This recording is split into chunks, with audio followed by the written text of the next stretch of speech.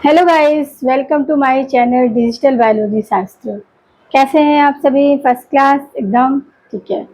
तो क्या आप जानते हैं कि जितने भी लिविंग ऑर्गेनिज्म होते हैं वो सेल के बने हुए होते हैं। और मुझे ऐसा लगता है कि हमें इस सेल के स्ट्रक्चर के बारे में, फंक्शन के बारे में थोड़ा बहुत नॉलेज होना चाहिए। इससे ये फ़ायदा होगा कि हम आ, अपने सेल में होने वाले जो भी आपके चेंजेस हैं उनके बारे में अवेयर रह सकते हैं और हम उसको काफ़ी हद तक समझ भी सकते हैं। तो मेरा नाम है शालिनी राव और मैं एक बायोलॉजी टीचर हूँ। मेरी ये कोशिश रहती है कि मेरे नॉलेज से मैं अपने सारे स्टूडेंट के डाउट्स को विद कंसेप्ट क्लियर कर सकूँ।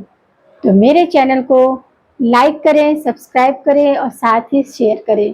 इसके साथ ही आप बेल आइकन को भी प्रेस करें जिससे हमारे नए आने वाले वीडियो आप तक ईजिली वे में पहुंच सके। तो जैसे कि गाइस आपको पता है कि हमारा सेल टॉपिक चल रहा है और ये टॉपिक जो है हमारा 8 पार्ट कंप्लीट हो चुका है, 9 पार्ट कंप्लीट हो चुका है। 1 पार्ट 1 पार्ट 2 इस तरह हमने अपने 9 पार्ट पूरे कर लिए हैं और ये हमारा last and but not least cell का 10 पार्ट लास्ट है। इसमें हम जो छूटा हुआ हमारा कुछ था उस सबको, जैसे बैक्टीरिया सेल, उसका स्ट्रक्चर हमने नहीं बताया था।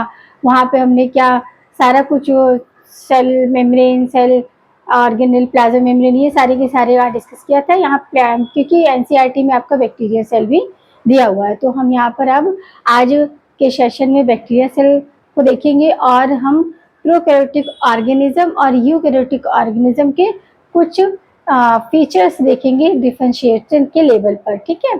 तो हमारा आज का जो टॉपिक रहेगा वो बैक्टीरिया सेल का रहेगा। ठीक है। तो चलिए हम शुरू करते हैं अपना बैक्टीरिया सेल। ठीक है। बैक्टीरिया सेल देखो जैसे कि दिखाई दे रही है कि ये बैक्टीरिया सेल जो होती है वो ट्राई लेयर्ड होती है। कैसी होती है? ट्राई लेयर्ड होती है। ठीक है। ट्राई लेयर्ड होती है। पहला क्या होता है आपका, सबसे आउटर वाला जो होता है वो प्लाज्मा मेम्ब्रेन होता है। क्या होता है? Plasma membrane.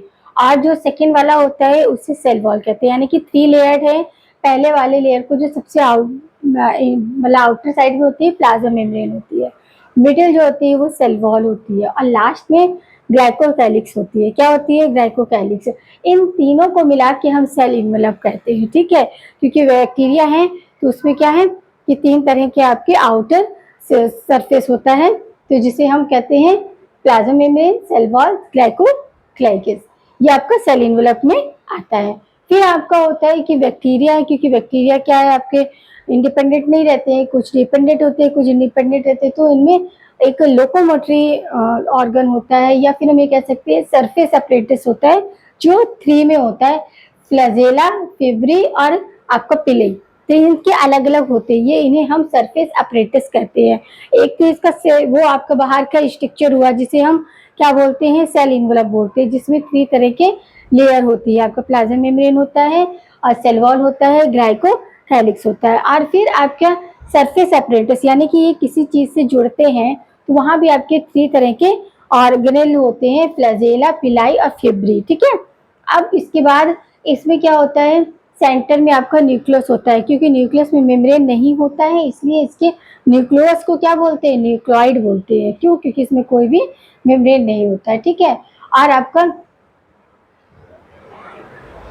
आपका ये यहाँ पर क्या रहता है, आपका सर्कुलर डीएनए, तो इसको प्लाज्मिड बोलते हैं। क्या बोलते हैं? प्लाज्मिड। ठीक है, प्लाज्मिड बोलते हैं। और आपका इंक्लूसिव बॉडी होती है, इसकी डिस्क्राइब हम यहाँ करेंगे। ठीक है। इंक्लूसिव बॉडी भी इसमें होती है। तो इस तरह क्या, और आपका जो राइबोसोम होता है वो कैसा होता है? पॉलीसोम। पॉलीसोम का मतलब है कि एक राइबोसोम से क्या होते हैं, कई सारे राइबोसोम से मिलके जुड़े हुए होते हैं आपस में, तो ये पॉलीसोम्स होते हैं। ठीक है। सब तरह से होता है।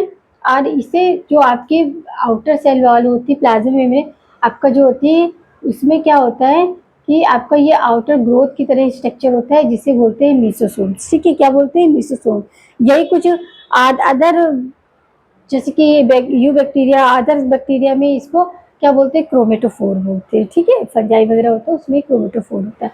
अंदर जो आपकी फोल्डिंग स्ट्रक्चर है, किसकी? प्लाज्मा मेम्ब्रेन की फोल्डिंग स्ट्रक्चर। तो ये हमने यहाँ पर स्ट्रक्चर देखा न्यूक्लियो का, ये पूरा बैक्टीरिया का। ठीक है। अब इसके बाद जो हम फेब्री और ये सब, तो इसको हम क्लासिफाइड करते हैं कि कैसे हम करेंगे। सबसे पहले क्या हुआ, सेल्यूलर। सेल्यूलर में आपकी 3 लेयर होती है, ठीक है। क्या कौन सी होती है, 3 लेयर होती है। कौन सी होती है, आपका ग्लाइकोलेक्सिन होती है, ग्लाइकोकाइलिक्स होता है, सेल वॉल होता है और सेल मेम्ब्रेन होता है। ये आपके बैक्टीरिया के बाहर की स्ट्रक्चर होता है जिसे हम सेल इनवेलप बोलते हैं, ठीक है। 3 तरह हुआ। और ये क्या होता है, ग्लाइकोकाइलिक्स, जो ग्लाइकोकाइलिक्स होता है वो थिन भी होता है और थिक भी होता है। अगर थिन होता है तो कैप्सूल का फॉर्मेशन करता है, और अगर थिन होता है तो स्लाइम लेयर, ठीक है। इस तरह का बैक्टीरिया का आपका आउटर स्ट्रक्चर होता है। फिर है आपका सेल वॉल। तो सेल वॉल क्या है, पेप्टाइडोग्लाइकन की बनी हुई होती है, यानी कि नैग और नैम, ठीक है। एन एसिटिल, ये आपका नैग और नैम का फुल फॉर्म है, ठीक है, जो हमने लास्ट वीडियो में यहाँ पर एक्सप्लेन किया था। तो नैग और नैम सिंपल हम बोलेंगे नाग नाम, ठीक है। और फिर इसके सेल मेम्ब्रेन जो होती है वो लिपिड और फैट की बनी हुई होती है। समझ में आया कि सेल इनवेलप जो है वो आपका 3 डिफरेंट लेयर से होता है। प्लाज्मा मेम्ब्रेन होती है आपका, और ग्लाइकोक्लाइलिक्स होती है, और सेल वॉल होती है। ग्लाइकोक्लाइलिक्स क्या होती है, आपका थिक और थिन होती है, और आपको जो सेल वॉल होती है वो वो पेप्टी ग्लाइकोड यानी कि नैग और नैम की बनी हुई होती है, और सेल मेम्ब्रेन जो होती है वो लिपिड और फैट की बनी हुई होती है, ठीक है। अब आता है सरफेस अपेंडिक्स, जो कि आपका क्या है, कुछ फ्लैजेला से कनेक्ट रहते हैं। फ्लैजेला मोस्टली बेसल बॉडी से फॉर्म होता है, फ्लैजेला, फिमरी और पिलाई, ठीक है। तो इसमें 3 आते हैं। जो आपका फ्लैजेला होता है वो लोकोमेट्री होता है, लोकोमेट्री अपेंडिक्स होता है, ये लोकोमेट्री ऑर्गन होता है, ठीक है। इसमें क्या होता है, 9+2 का आपका पैटर्न होता है। 9+2 का जो हमने डिसाइड किया था, किसमें हमने डिस्क्राइब किया था, सेंट्रोसोम में।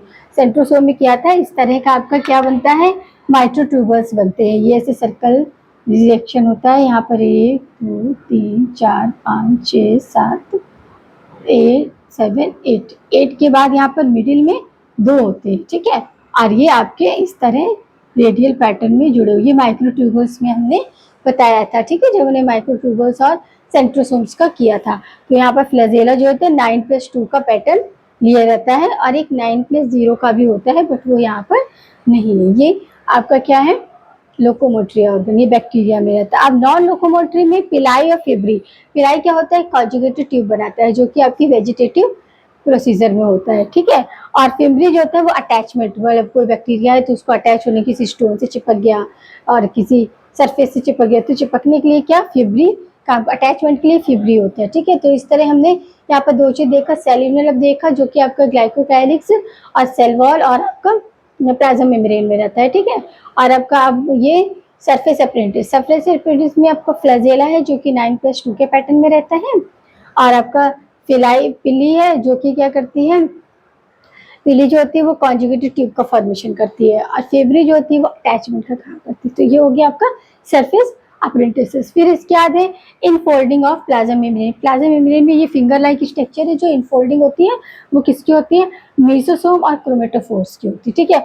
मेसोसोम्स क्या है, आपके हेल्प करते हैं रिस्पिरेशन में, सेल डिवीजन में, और आपके सीक्रेशन में। किसी भी प्लांट में कोई भी बैक्टीरिया में आपका रिस्पिरेशन हो रहा है, सेल डिवीजन हो रहा है, और ये सारे के लिए हेल्प करती है, ठीक है, मेसोसोम। और क्रोमेटोफोर्स जो होता है वो क्या होते हैं, फास्फोरेशन पिगमेंट्स होता है, ठीक है। अब इसके बाद आपका जेनेटिक मटेरियल। जेनेटिक मटेरियल को मेनली इसमें जीनोम बोलते हैं या आपका जीनोफोर बोलते हैं, ठीक है। अब जीनोम में क्या होता है, आरएनए और डीएनए दोनों आ जाता है, और इसका एक्स्ट्रा न्यूक्लियर जीनोम भी होता है, जो कि आपका ये पड़ा, ये तो इसमें पड़ा है। न्यूक्लियस में हुआ क्या, आपका न्यूक्लियस में आपका क्या हुआ, आपका जीनोम, जिसमें आपका डीएनए और आरएनए दोनों है। मगर यहाँ पर ये सर्कुलर सिंगल स्टैंडर्ड आरएनए भी होता है जिसे प्लाज्मिड बोलते हैं, ठीक है। ये इसका एक्स्ट्रा क्या है, आपका एक्स्ट्रा न्यूक्लियर जीनोम है, ठीक है। एक तो आपको न्यूक्लियस में होता है जिसमें डीएनए आरएनए दोनों होता है, और एक्स्ट्रा प्लाज्मिड की फॉर्म में रहता है, ठीक है। इसमें क्या होता है, सर्कुलर डबल स्टैंडर्ड आरएनए होता है, ठीक है, इसमें प्लाज्मिड में। अब इसके राइबोसोम्स की आई बात, ये राइबोसोम्स भी आपका कैसा होता है, 70S होता है, जो कि आपके 30S और 50S की यूनिट में डिवाइड रहता है। कल बताया था हमने कि राइबोसोम जो होता है कैसे यूनिट से चिपका रहता है, ठीक है। अब इसके बाद एक तो ये हो गया, और एक जो क्या होता है, एक मैसेंजर आरएनए होता है, वो बहुत सारे राइबोसोम से जुड़ा रहता है, इस तरह का स्ट्रक्चर बनाता है, ठीक है। अब आया इंक्लूसिव बॉडी। अब इंक्लूसिव बॉडी क्या होती है, जो मतलब इसमें अबमेम्ब्रेनस, कैसी अबमेम्ब्रेनस स्ट्रक्चर होती है, ये आपका इंक्लूसिव, कोई भी मेम्ब्रेन नहीं होता है। और ये क्या काम करती है, ये बैक्टीरिया में काम करती है स्टोरेज का। क्या क्या स्टोरेज करती है, ग्लाइकोजन ग्रेन्यूल और साइनोफाइकोर और फास्फेट, ये ग्रेन्यूल्स का क्या करती है, स्टोरेज का काम करती है। तो यहाँ पर हमारा क्या होता है, बैक्टीरिया सेल के स्ट्रक्चर को हमने देखा कि किस तरह वो आपका सेल इनवेलप में आपके 3 चीजें रहती हैं। क्या होती है, सेल वॉल होती है, प्लाज्मा मेम्ब्रेन होती है, और आपका क्या रहता है, आपका सेल वॉल, प्लाज्मा और ग्लाइकोपैलिक्स होती है, वो थिक और थिन होती है। अगर वो थिक होती है तो कैप्सूल का फॉर्मेशन करती है, और थिन होती है तो स्लाइम लेयर का फॉर्मेशन करती है। फिर इसके बाद हमारा क्या, सरफेस अपरेटिस आए थे। सरफेस अपरेटिस में क्या हो गया, 3 तरह का फ्लैजेला, जो कि लोकोमोशनल ऑर्गेनेल होता है, और आपका नॉन लोकोमोशनली में क्या, पिली और फेब्री आता है। पिली जो होता है वो कॉन्जुगेटेड टिप के लिए रिस्पॉन्सिबल होता है, जबकि फेब्री जो है वो अटैचमेंट के लिए होता है, किसी बेस से अटैच होना है तो फिर बैक्टीरिया उससे अटैच होता है। फिर इसके बाद आपका आया कि उसमें जो आपके आरएनए जो है वो क्या होता है, 70S होता है, जो कि 30 और 50S यूनिट में डिवाइड रहता है। और एक जो होता है कि मैसेंजर आरएनए जो होता है वो बहुत सारे राइबोसोम से जुड़ा हुआ होता है, कुछ इस तरह की स्ट्रक्चर बना लेता है, ठीक है। फिर इनमें एक्सक्लूसिव बॉडीज होती हैं, जो कि नॉन मेम्ब्रेनस होती है या अमेम्ब्रेनस होती है, जो ऐसे ही आपके किसमें, साइटोसोल में पड़ी रहती है, ठीक है, पड़ी रहती है। और इनका काम क्या होता है, स्टोरेज का, ग्लाइकोजन का स्टोरेज करती हैं, और आपका क्या, फास्फेट का करती हैं, साइनोफाइकोल का करती हैं, इन ग्रेन्यूल्स का ये स्टोरेज करती है। फिर आता है आपका इसके जेनेटिक मटेरियल। तो जेनेटिक मटेरियल भी इसमें 2 टाइप होता है, ठीक है। एक जो न्यूक्लियस के अंदर होता है उसे बोलते हैं, क्या बोलते हैं उसे जीनोम बोलते हैं, जिसमें कि आपका डीएनए और आरएनए दोनों हो जाता है। और एक जो होता है वो बाहर सब्सटेंट में होता है, जिसे बोलते हैं एक सर्कुलर डबल स्टैंडर्ड डीएनए होता है, जो कि आपका प्लाज्मिड बोलते हैं उसे, ठीक है। यहाँ पे समझ आया आपका बैक्टीरिया सेल। अब हम देखेंगे कि कुछ फीचर्स आपके किसके, आपके यूकैरियोटिक ऑर्गेनिज्म और आपका प्रोकैरियोटिक ऑर्गेनिज्म में कुछ कुछ आपके फीचर्स होते हैं जो एक दूसरे से डिफर करते हैं। तो पहला हुआ आपका प्रोकैरियोटिक ऑर्गेनिज्म, ठीक है। प्रोकैरियोटिक ऑर्गेनिज्म में क्या होता है कि जो न्यूक्लियस होता है वो नॉन मेम्ब्रेनस होता है, जबकि आपका यूकैरियोट में क्या होता है, मेम्ब्रेन होता है, ठीक है। और इसमें क्या होता है कि सेल ऑर्गेनेल जो होते हैं वो विदाउट मेम्ब्रेन होते हैं, ठीक है। और आपका यूकैरियोटिक में क्या होता है, सेल मेम्ब्रेन होती है, किसमें, आपके सेल ऑर्गेनेल में मेम्ब्रेन प्रेजेंट होती है। और आपका अमेम्ब्रेनस क्या होता है, राइबोसोम 70S का होता है, जबकि यूकैरियोटिक में 70S और 80S दोनों ही फाउंडेड होती है, ठीक है। 70S मोस्टली माइटोकॉन्ड्रिया और प्लास्टिड में होता है, और जो 80S होता है वो किसमें होता है, जाके आपके,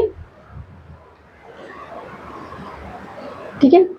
फिर इसके बाद आपका नो कंपार्टमेंटलाइजेशन, इसमें जो आपका प्रोकैरियोटिक ऑर्गेनिज्म है इसमें कंपार्टमेंटलाइजेशन नहीं होता है। कंपार्टमेंटलाइजेशन मतलब कि मतलब जैसे कि आपका यूकैरियोटिक में क्या है, माइटोकॉन्ड्रिया उसका फिक्स शेप है, वो अपनी प्रॉपर प्लेस पर है, ऐसे जैसे कि फॉर एग्जांपल हमारा घर होता है, तो कभी कभी क्या होता है कि घरों में आपका एक रसोई होता है, बेडरूम होता है, लिविंग रूम होता है, और आपका वॉशरूम, ये सब होता है, ठीक है। बट वही अगर ये हो गया कंपार्टमेंट, ये अलग अलग है।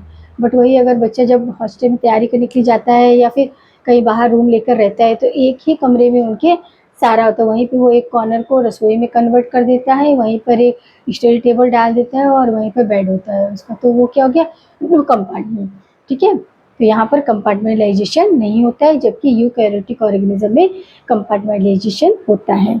फिर इसके बाद पॉलीराइबोसोम्स। पॉलीराइबोसोम्स मतलब जो राइबोसोम्स होते हैं ना, वो इस तरह लगे होते हैं, ये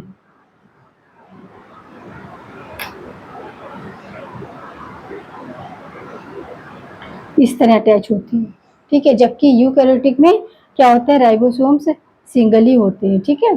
आपका क्योंकि 70S और 80S दोनों होते हैं, जबकि इसमें 70S होते हैं। और डीएनए जो होता है वो नेक्ड होता है, ठीक है। और इसमें हिस्टोन प्रोटीन नहीं होती है, किसमें, प्रोकैरियोटिक ऑर्गेनिज्म में, जबकि यूकैरियोटिक ऑर्गेनिज्म में आपका हिस्टोन प्रोटीन प्रेजेंट होती है। और फिर यहाँ पर सर्कुलर डबल स्टैंडर्ड आरएनए होता है और यहाँ पर लीनियर और सर्कुलर दोनों ही होता है, ठीक है। तो यहाँ पर आपका क्या हो गया कि यूकैरियोटिक ऑर्गेनिज्म और प्रोकैरियोटिक ऑर्गेनिज्म के कुछ फीचर्स हमने यहाँ डिफरेंशिएट किए और साथ में ही बैक्टीरिया सेल का किया। तो इस तरह आज हमारा सेल टॉपिक है वो पूरी तरह फिनिश हो गया है। ये कम से कम आपके पार्ट 1 से पार्ट 10 तक चला है, ठीक है। सभी को हमने काफ़ी सिस्टमैटिक वे में कवर अप किया है। जैसे फॉर एग्जांपल आपका पार्ट 1 में क्या है कि मतलब आपकी जो किस साइंटिस्ट ने डिस्कवर किया, थ्योरीज क्या हैं, और आपका एक तरह से कहा जाए तो इंफ्रास्ट्रक्चर ऑफ पूरा सेल का मैंने बताया कि सेल ऑर्गेनल क्या होती है, उसके फंक्शन क्या होते हैं और सेल बायोलॉजी की स्टडी करने की इम्पोर्टेंस क्या है, किस फील्ड में हमें ज़्यादा प्रोग्रेस होती है और उसकी जैसे मेडिकल रेलिवेंट है और बायोटेक्नोलॉजी रेलिवेंट है, इस चीज़ें रिलेटेड हमने यहाँ पर डिस्क्राइब किया।